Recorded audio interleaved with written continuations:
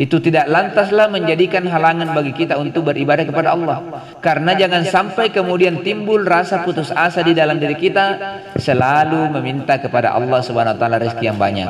Selalu meminta kepada Allah Subhanahu wa taala agar supaya diberikan kecukupan hidup di dunia. Akan tetapi jangan sampai itu kemudian belum diberikan oleh Allah, lalu timbul perasaan di dalam diri, sepertinya Allah Subhanahu wa taala tidak mengabulkan permohonan saya. Nah, disitulah perlu kita tanamkan di dalam hati, jika kita meminta sesuatu kepada Allah, lalu kemudian Allah belum memberikan atau bahkan tidak memberikannya, pasti ada saja sesuatu yang lebih baik di dalam hal itu sehingga Allah tidak memberikan kepada kita.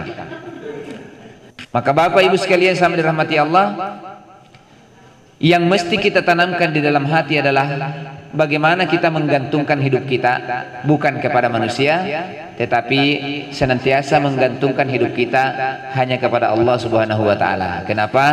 Kalau kita menggantungkan hidup kita hanya kepada sesama manusia, maka sangat banyak kemungkinan akan berakhir dengan kekecewaan. Kenapa berakhir dengan kekecewaan? Karena kalau manusia tempat kita bergantung,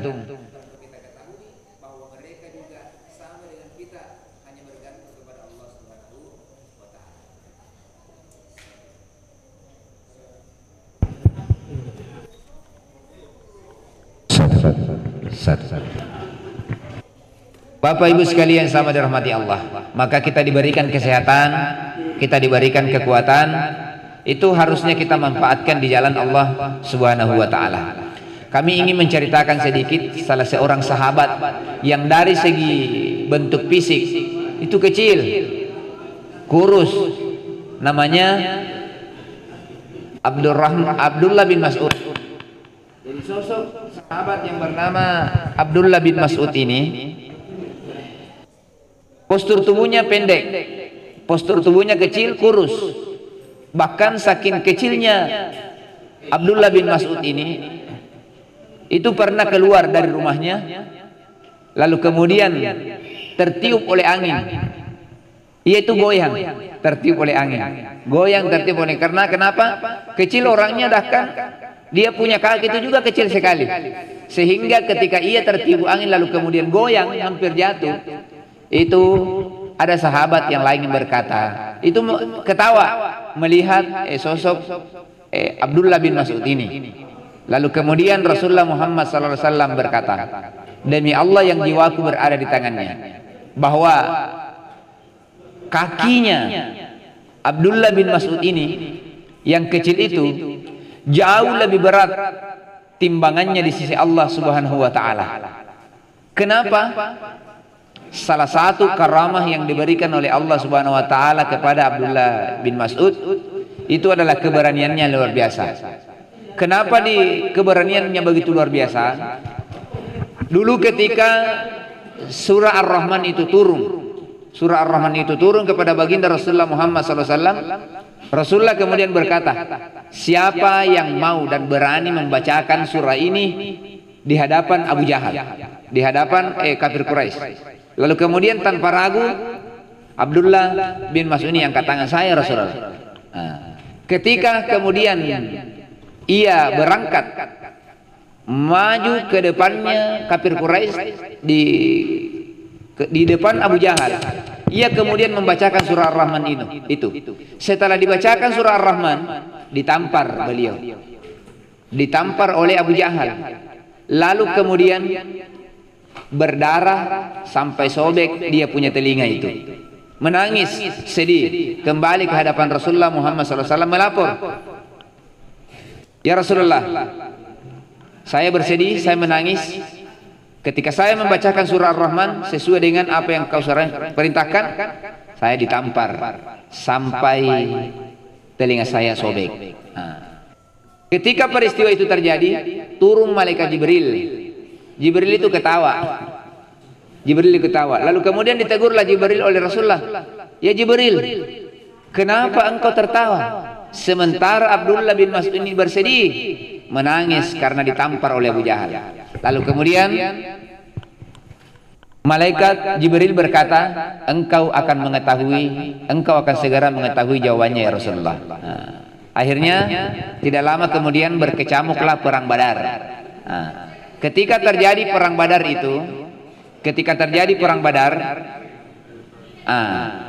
dimenangkan peperangan tersebut di kalangan kaum muslimin pada saat itu, dimenangkan oleh Allah Subhanahu wa taala. Ketika kemudian peperangan telah selesai, banyak orang yang tergeletak dan sekarat.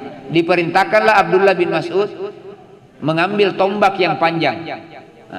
Setelah ia kemudian mengambil tombak yang panjang itu, berjalanlah Abdullah bin Mas'ud ke arahnya Rasulullah Muhammad SAW. Didapat Abu Jahal dalam kondisi lemah, dalam kondisi sekarat. Disaksikan, dilihat oleh Abdullah bin Mas'ud.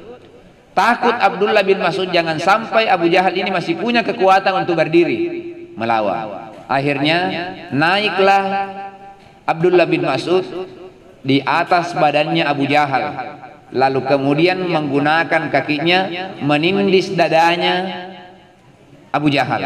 Lalu kemudian tombak yang panjang itu disimpan di telinganya, hidungnya Abu Jahal. Lalu kemudian dengan tombak itu dipotonglah lehernya Abu Jahal. Akhirnya tubuh dengan kepalanya itu berpisah. Setelah itu ditombak dia punya telinga, sobek juga telinganya Abu Jahal. Akhirnya diikatlah kepala itu, lalu kemudian digiring di hadapannya Rasulullah Muhammad sallallahu alaihi wasallam. Lalu kemudian menyaksikan peristiwa tersebut, turun kembali Jibril, lalu kemudian kembali tertawa. Apa kata Jibril? Telinga dibalas telinga, kepala sebagai tambahannya. Begitu. Maka dari sini kita belajar betapa kezaliman yang mungkin kita lakukan itu tidak ada tempat kembalinya kezaliman itu selain kembali kepada diri kita. Maka disinilah sosok sahabat seperti Abdullah bin Mas'ud ini, meskipun orangnya kecil tapi nyalinya tidak kecil. Itu menjadi sebuah bukti betapa kalau keyakinan ada di dalam diri kita, maka kita tidak ragu dengan janji Allah Subhanahu wa taala, kita tidak ragu terhadap ketentuan Allah Subhanahu wa taala, kita akan menjalani kehidupan ini dengan penuh keyakinan. Sekalipun kita mengalami kesulitan ekonomi, tidaklah lantas menjadikan iman kita pudar di sisi Allah Subhanahu wa taala. Sekalipun kita diberikan harta kekayaan dunia, tidaklah lantas menyebabkan kita sibuk akan dunia lalu kemudian lupa akan perintah Allah Subhanahu wa taala. Saya kira itu sebagai pengantar, kita bisa. Assalamualaikum warahmatullahi wabarakatuh. Alhamdulillahi ala ni'matillah, wassalatu wassalamu ala rasulillah nabiyyina Muhammadin ibni Abdillah wa ala alihi wa ashabihi wa mawalah, wa la hawla wa la quwwata illa billah. Allahumma inna nas'aluka ilman nafi'a wa rizqan thayyiba wa amalan mutaqabbala. Rabbi zidna ilma warzuqna fahma. Alhamdulillahilladzi ahyana ba'da ma amatana wa ilaihin nusyur. Bapak Ibu jamaah subuh yang dirahmati Allah Subhanahu wa taala, jamaah kopi ngaji yang semoga pada subuh hari ini kita semua dirahmati dan dimuliakan oleh Allah Subhanahu wa taala dunia dan akhirat kita, amin. Sehat semua Pak Bu? Alhamdulillah. Kalau masih ada ibu-ibu Jumat berkah itu menyiapkan, itu tandanya semua dalam keadaan aman, semua dalam keadaan sehat walafiat. Amin, masya Allah. Jadi luar biasa kebersamaan seperti inilah yang kita harapkan dalam kehidupan kita, bukan cuma di dunia tapi sampai di akhirat. Sehingga Nabi Shallallahu Alaihi Wasallam mengajarkan ini waktunya sangat singkat, itu kurang lebih masa kenabian beliau 23 tahun saja. Tetapi yang kita lihat sekarang ini, perubahan yang kita rasakan atau yang kita lihat sendiri itu begitu sangat besar. Kenapa demikian? Kembali lagi pembahasan Ustaz tadi, karena di zaman Nabi itu kemiskinan ya. Miskin itu bukan satu kehinaan, memang dipandang bahkan oleh sahabat itu sebagai gaya hidup. Gaya hidup di zaman Nabi itu, kemiskinan itu sebagai gaya hidup. Sehingga kalau orang itu kaya di zaman itu kayak dibully begitu. Iya. Orang kaya di zaman Nabi itu merasa, waduh kenapa saya ini kaya ini? Padahal saya ini sudah berusaha. Sehingga kalau kita baca kisah Abdurrahman bin Auf itu, dia berusaha supaya miskin. Tetapi begitu kita lihat dalam diri para sahabat ini, sebenarnya begitu banyak pelajaran yang kita bisa ambil. Apa pelajaran berharga dari para sahabat? Yaitu tentang takdir. Tentang apa Bu? Takdir. Jadi kalau kita lihat, seseorang itu kalau ditakdirkan dalam hidupnya jadi orang kaya, walaupun dia berusaha untuk miskin, dia tidak akan miskin. Tetapi walaupun dia ini sudah banting tulangnya dibanting-banting, peras keringatnya diperas-peras, tapi memang kalau takdirnya miskin, ya miskin. Ya memang seperti itu. Ada hikmah di balik itu semua yang Allah Subhanahu wa taala rahasiakan buat kita semua, karena ada kalanya manusia itu ada dua tipe yang Allah firmankan dalam Al-Quran. Apa itu? Kalau kita baca surah Al-Fajr ayat 15 dan 16 dan seterusnya, فَأَمَّا الْإِنسَانُ إِذَا مَبْتَلَاهُ رَبُّهُ فَأَكْرَمَهُ وَنَعَّمَهُ فَيَقُولُ رَبِّي أَكْرَمَنِ. Ada tipe manusia, ini secara umum ya, kalau diuji oleh Allah dengan mabtalahu rabbu fa'akramahu, dengan kemuliaan dan kenikmatan, kesenangan, maka dia katakan, ya Tuhan saya ini memuliakan saya ini disayang sama Allah karena saya ini dimuliakan, diberi keluasan, diberi kenikmatan, kekayaan. Tetapi wa amma idza mabtalahu faqadara alaihi rizqahu fayaqulu rabbi ahanan. Tetapi ketika Allah menguji dia dengan dibatasi, bukan tidak diambil semua, Allah batasi saja rezekinya, kadar rezekinya. Maka dikatakan fayaqul rabbi ahanan, Tuhanku telah menghinaku, Tuhanku tidak memuliakanku, Tuhanku sudah tidak sayang dengan saya lagi. Sehingga ada satu kisah ini menarik. Ini kami alami sendiri. Kami punya kebiasaan, dan ini sebenarnya bukan kebiasaan kami, kebiasaan Nabi dan para sahabat. Kebiasaan Nabi dan para sahabat itu apa? Setelah sholat subuh itu mereka biasanya setelah isyraq itu mereka tidak pulang ke rumah masing-masing, mereka mendatangi siapa yang tidak sholat subuh. Jadi sahabat itu saking seringnya sholat subuh di masjid, bahkan satu kali saja tidak hadir ketahuan. Satu kali saja tidak hadir ketahuan. Masya Allah. Ini kami sendiri praktekkan, Masya Allah. Satu waktu ada di tempat ini kejadian di Sulawesi ya, di Sulawesi. Setelah sholat subuh, ya seperti biasa kita berbalik ke belakang melihat siapa-siapa, mungkin Pak Haji Tabran tidak hadir kah? Ternyata ada satu orang tidak hadir, tapi bukan Haji Tabran, bukan. Jadi kami setelah bermusyawarah dengan seluruh jemaah yang hadir di saat itu, bagaimana kalau kita datangi rumahnya Bapak ini si Fulan, sudah kurang lebih seminggu ini tidak muncul. Kami pergilah ke rumahnya. Sampai ke rumahnya, ternyata dia sudah berada di depan rumahnya, tidak pakai baju, hanya pakai celana pendek saja. Assalamualaikum. Waalaikumsalam. Masya Allah. Di mana sholat subuh Pak? Sudah lama tidak kelihatan, 1 minggu. Dia bilang saya sudah tidak sholat lagi. Kenapa bisa begitu? Saya sudah tidak sholat lagi. Penasaranlah kita, bertanya, apa alasannya? Dia bilang saya ini kecewa sama Allah. Ini bukan saya buat-buat ya, ini asli ceritanya. Saya ini kecewa sama Allah. Sudah lama saya diuji model begini. Saya tidak suka diuji dengan ujian seperti ini. Saya bilang ujiannya apa? Saya ini dulu tinggal di Bali Ustaz, banyak harta saya. Tapi setelah pindah ke Makassar ini, aduh kerjaan saya tidak jelas. Ini motor saya ini sebentar lagi ini, maksudnya dicicil itu motornya. Sebentar lagi mau ditarik. Terus saya ini sedang berpikir rumah siapa yang saya mau bawa ini. Itu sampai dia curhat kepada kita sampai seperti itu.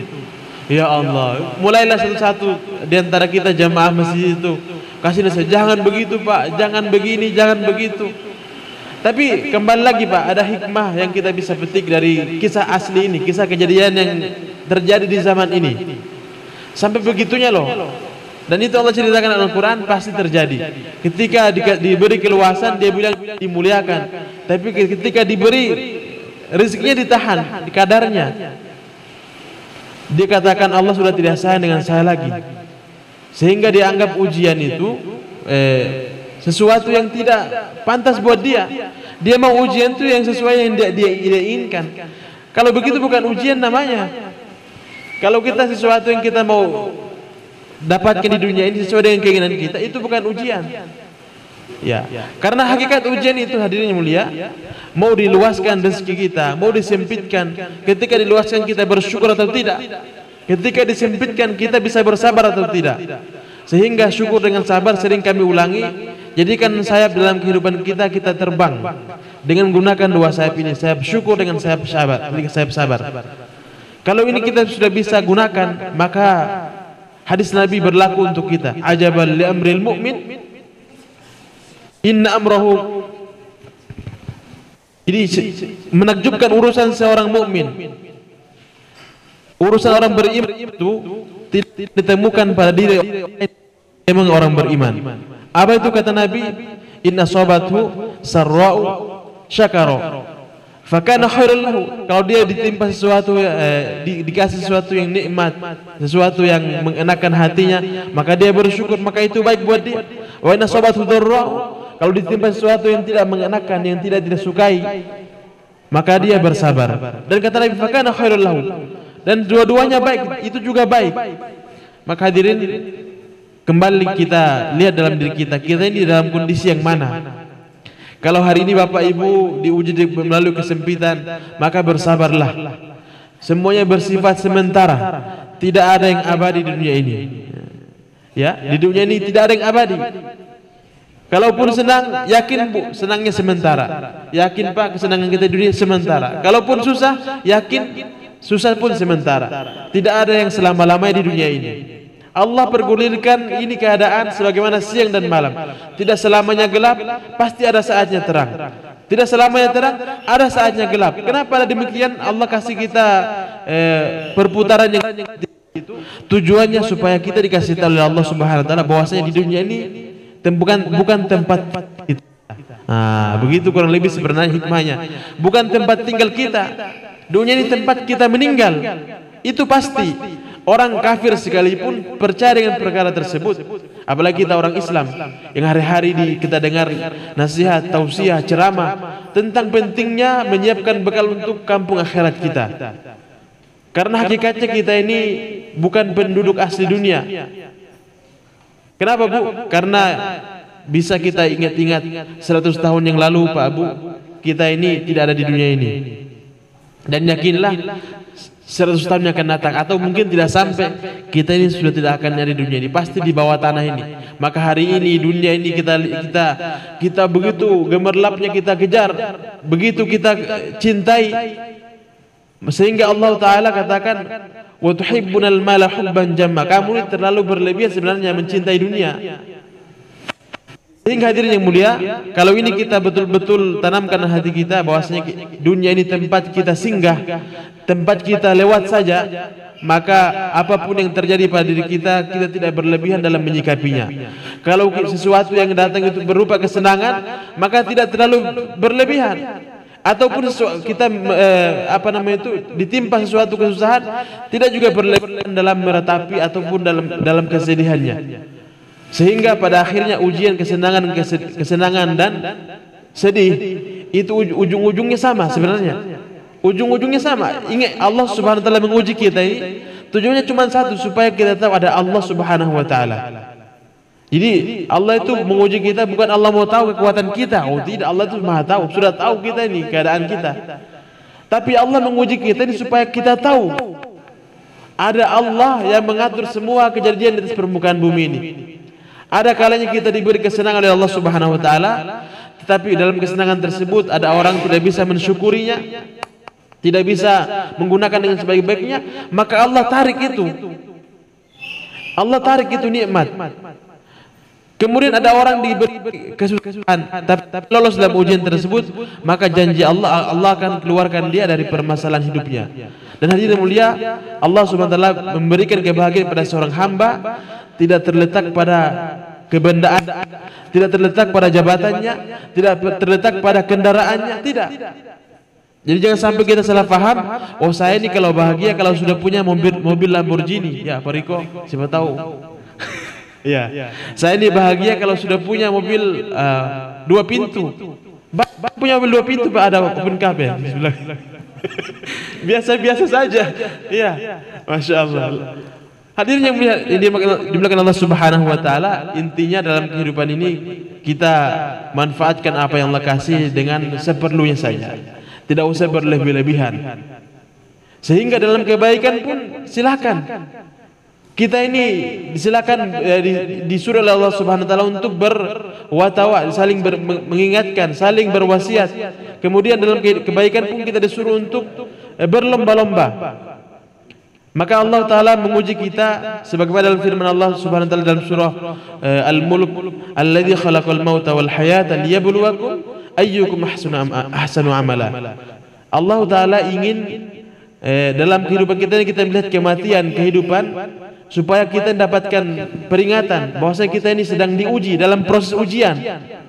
Siapa yang paling baik amalnya? Bahasa Al-Quran itu ahsanu amala, bukan aktsaru amala. Jadi jangan sampai kita sudah banyak melakukan kebaikan, kita muncul sifat sombong, takabur dalam diri kita. Oh, saya ini sudah pasti selamat ini. Iya, karena sudah banyak sekali kebaikan yang saya lakukan. Tidak demikian. Boleh jadi dengan satu keburukan yang kita lakukan itu membuat Allah murka kepada kita. Jadi jangan meremehkan juga dosa, jangan juga meremehkan kebaikan. Kita lakukan semaksimal mungkin karena kita tidak tahu yang mana kebaikan yang Allah terima. Maka pernah kita dengar mungkin kisah ada seorang pelacur. Ini Nabi menceritakan terjadi di zaman dulu sebelum Nabi dan para sahabat. Itu cuma gara-gara dikasih minum itu anjing dari sepatunya. Karena anjing dia pulang dari melacur ya, mohon maaf. Dia lihat ada seekor anjing kehausan mau minum air di sumur tersebut tapi tidak sampai. Dia turun, dia pakai sepatunya, dia ambilkan air, dikasih minum. Cuman gara-gara itu satu kebaikan, Allah ridha, Allah rahmati dia. Tapi bukan berarti silahkan buat keburukan, tidak demikian. Maksudnya jangan meremehkan satu kebaikan walaupun itu kecil. Walaupun kata Nabi hanya menyingkirkan duri dari jalan. Maka hadirin dimuliakan Allah Subhanahu wa taala, kopi ngaji ini kita buat sebenarnya sarananya untuk kita sama-sama curahkan ngobrol. Namanya juga ngopi ngaji, ngobrol perkara iman, ngobrol perkara Islam dan seterusnya. Sehingga kalau sering hadir kopi ngaji, maka yang muncul dalam hati kita yaitu kekuatan iman. Karena kata Nabi, al-imanu yazidu wa yanqus. Iman itu bertambah, sifatnya begitu. Bertambah dan berkurang. Ulama katakan bertambah yazidu bit-ta'ah, bertambah dengan ketaatan, wa yanqus, berkurang dengan kemaksiatan. Jadi kurang lebih begitu. Kalau kita semakin duduk dalam majelis ketaatan, maka otomatis imannya akan meningkat. Tapi kalau kita keluar mulai mata ini sudah melihat ke tempat yang salah, sudah mulai melihat yang bukan haknya, tangan memegang bukan yang haknya, maka mulai berkurang itu iman. Kadar keimanan itu berkurang. Apa tanda kurangnya iman, Pak Bu? Kita semua sudah tahu. Kalau bertambahnya iman, maka bertambah juga ketaatan seperti tadi. Barometernya, ukurannya, kalau bertambah iman, maka bertambah ketaatan. Tapi kalau hari ini kita mulai lemah, tadinya kita sholat fardu dengan sholat sunnah lengkap, tapi mulai berkurang. Tadinya tahajud lancar, tapi mulai bolong, bahkan tidak tahajud lagi. Maka hadirin, ini boleh jadi berkurangnya iman kita. Berkurang. Maka Nabi sampaikan kalau iman ini lemah, maka perbaharui. Jadidu, perbaharui iman. Sehingga kalau ini iman kita diperbaharui, insyaallah lama kelamaan akan meningkat kembali dan akan mudah untuk mentaati perintah-perintah Allah Subhanahu wa taala. Dan kami ingatkan terakhir, hari ini hari Jumat, banyak keutamaan daripada hari ini, yaitu Ada pesan Nabi untuk kita amalkan di hari Jumat, yaitu membaca surah Al-Kahfi. Mungkin yang belum baca tadi malam silahkan baca, masih ada kesempatan. Yang belum potong kukunya, potong yang mau dipotong, yang bisa dipotong ya. Cukur yang bisa dicukur, cabut yang bisa dicabut. Itu ada kesunahan ya, silakan.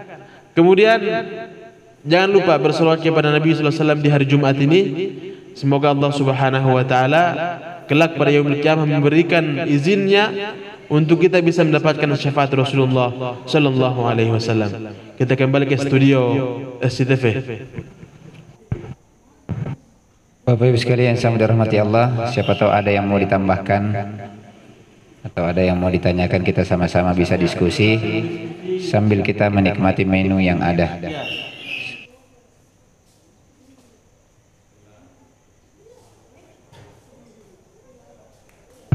Karena sudah tidak ada, mari kita sama-sama berdoa kepada Allah Subhanahu wa taala sebelum kita makan bersama.